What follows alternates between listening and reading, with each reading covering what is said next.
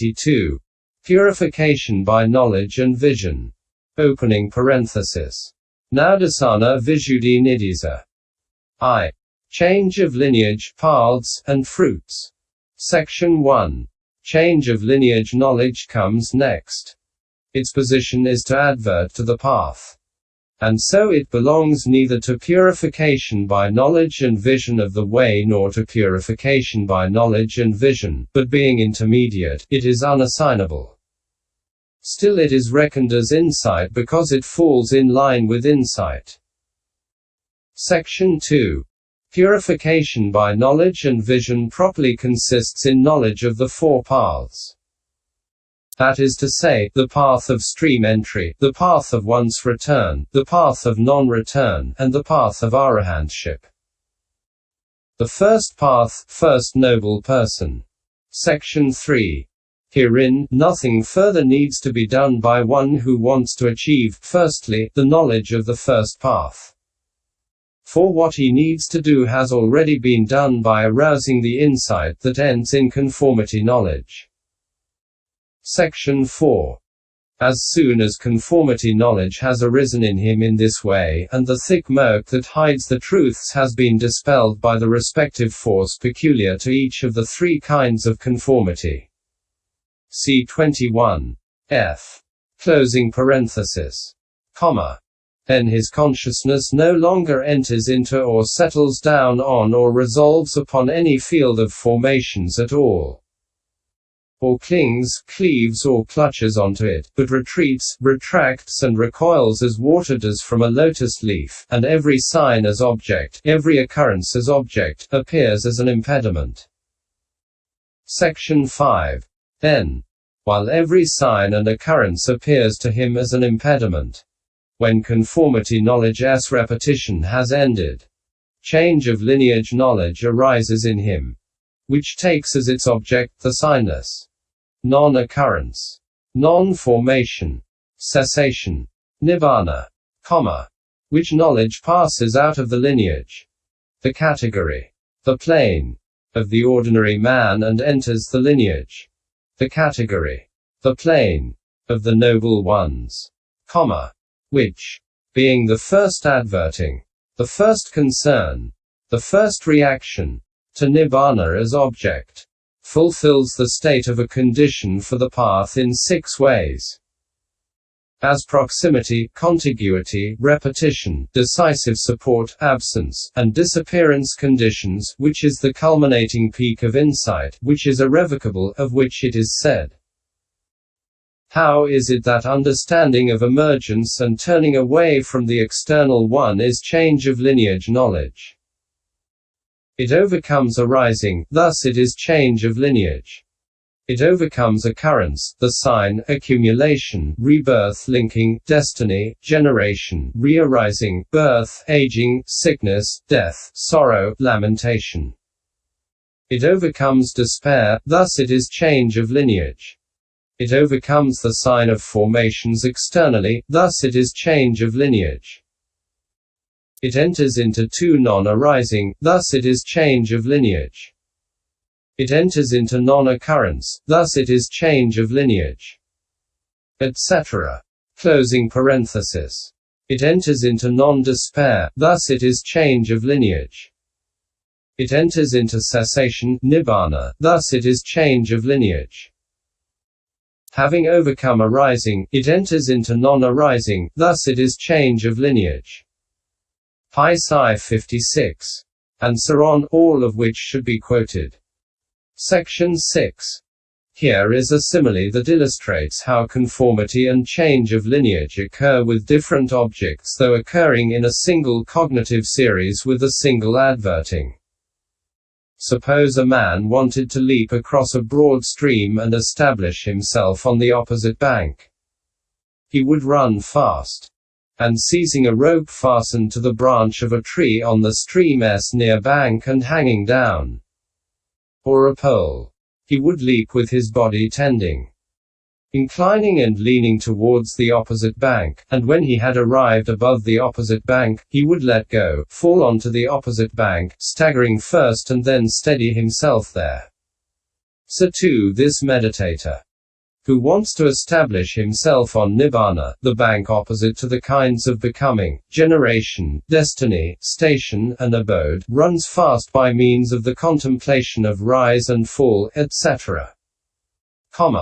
And ceasing with conformity as adverting to impermanence. Pain or not self, the rope of materiality fastened to the branch of his selfhood and hanging down. Or one among the poles beginning with feeling. He leaps with the first conformity consciousness without letting go, and with the second he tends, inclines and leans towards Nibbana, like the body that was tending, inclining and leaning towards the opposite bank.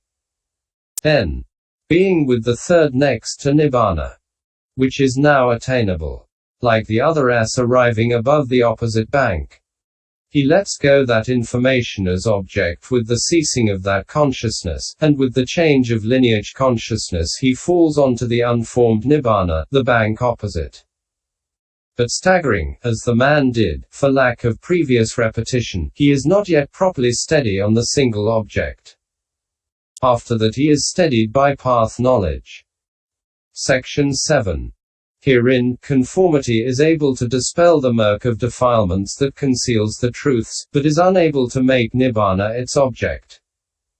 Change of lineage is only able to make Nibbana its object, but it is unable to dispel the murk that conceals the truths. Section 8. Here is a simile. A man with eyes went out at night, it seems, to find out the conjunction of the stars, and he looked up to see the moon. It was invisible because it was concealed by clouds. Then a wind sprang up and blew away the thick clouds. Another blew away the medium clouds. And another blew away the fine clouds as well. Then the man saw the moon in the sky free from clouds, and he found out the conjunction of the stars. Section 9. Herein, the thick, medium and fine kinds of darkness that conceal the truths are like the three kinds of cloud. The three kinds of conformity consciousness are like the three winds. Change of lineage knowledge is like the man with eyes. Nibbana is like the moon. The dispelling of the murk that conceals the truths by each kind of conformity consciousness is like the successive blowing away of the clouds by each wind. Change of lineage knowledge as seeing the clear Nibbana when the murk that concealed the truths has disappeared is like the man as seeing the clear moon in the sky free from cloud. Section 10. Just as the three winds are able only to blow away the clouds that conceal the moon but cannot see the moon, so the three kinds of conformity are able only to dispel the murk that conceals the truths but cannot see Nibbana. Just as the man can only see the moon but cannot blow away the clouds, so change of lineage knowledge can only see Nibbana but cannot dispel the defilements. Hence it is called adverting to the path. Section 11. For although it is not adverting, it occupies the position of adverting. And then, after, as it were, giving a sign to the path to come into being, it ceases. And without pausing after the sign given by that the change of lineage knowledge, the path follows upon it in uninterrupted continuity. And as it comes into being it pierces and explodes the mass of greed, the mass of hate, and the mass of delusion never pierced and exploded before. Cf. Pis 220. Section 12. Here is a simile for this. An archer, it seems, had a target set up at a distance of 8 ursavas, about 100 yards. And wrapping his face in a cloth and arming himself with an arrow, he stood on a wheel contrivance, a revolving platform. Another man turned the wheel contrivance, and when the target was opposite the archer, he gave him a sign with a stick. Without pausing after the sign, the archer shot the arrow and hit the target. Section 13. Herein, change of lineage knowledge is like the sign with the stick. Path knowledge is like the archer. Path knowledge as making Nibbana its object without pausing after the sign given by change of lineage. and its piercing and exploding the mass of greed, hate and delusion never pierced and exploded before, is like the archeress hitting the target without pausing after the sign. Section 14. And not only does it cause the piercing of this mass of greed, etc., but it also dries up the ocean of suffering of the round in the beginningless round of rebirths. It closes all doors to the states of loss. It provides actual experience of the seven noble treasures. It abandons the eightfold wrong path. It allays all enmity and fear. It leads to the state of the fully enlightened one's breast-born son. CS 2221. And it leads to the acquisition of many hundred other blessings. So it is the knowledge associated with the path of stream entry, the provider of many hundred blessings, that is called knowledge of the path of stream entry. The first kind of knowledge is ended. The first fruition, second noble person. Section 15. Immediately next to that knowledge, however, there arise either 2 or 3 fruition consciousnesses, which are its result. For it is owing to this very fact that supramundane profitable consciousness results immediately that it is said, and which he called the concentration with immediate result. SN 226. And sluggishly he reaches what has immediate result for the destruction of the cankers. A 2149. And so on. Section 16. Some, however, say that there are 1, 2, 3, 4, or 5 fruition consciousnesses. That is inadmissible. For change of lineage knowledge arises at the end of conformity's repetition, so at the minimum there must be 2 conformity consciousnesses, since one alone does not act as repetition condition. And a single series of impulsions has a maximum of 7 impulsion consciousnesses. Consequently, that series which has 2 conformities and change of lineage as a third and path consciousness as fourth has 3 fruition consciousnesses. That which has 3 conformities and change of lineage as fourth and path consciousness as fifth has 2 fruition consciousnesses. That is why it was said above, there arise either 2 or 3 fruition consciousnesses. Section 17. Then some say that which has 4 conformities and change of lineage as fifth and path consciousness as sixth has 1 fruition consciousness. But that is refuted because it is the 4th or 5th impulsion that reaches the path, not those after that, owing to their nearness to the life continuum. CIV. Closing parenthesis. So that cannot be accepted as correct. Section 18. And at this point this stream enterer is called the second noble person. However negligent he may be, he is bound to make an end of suffering when he has traveled and traversed the round of rebirths among deities and human beings for the 7th time. Section 19.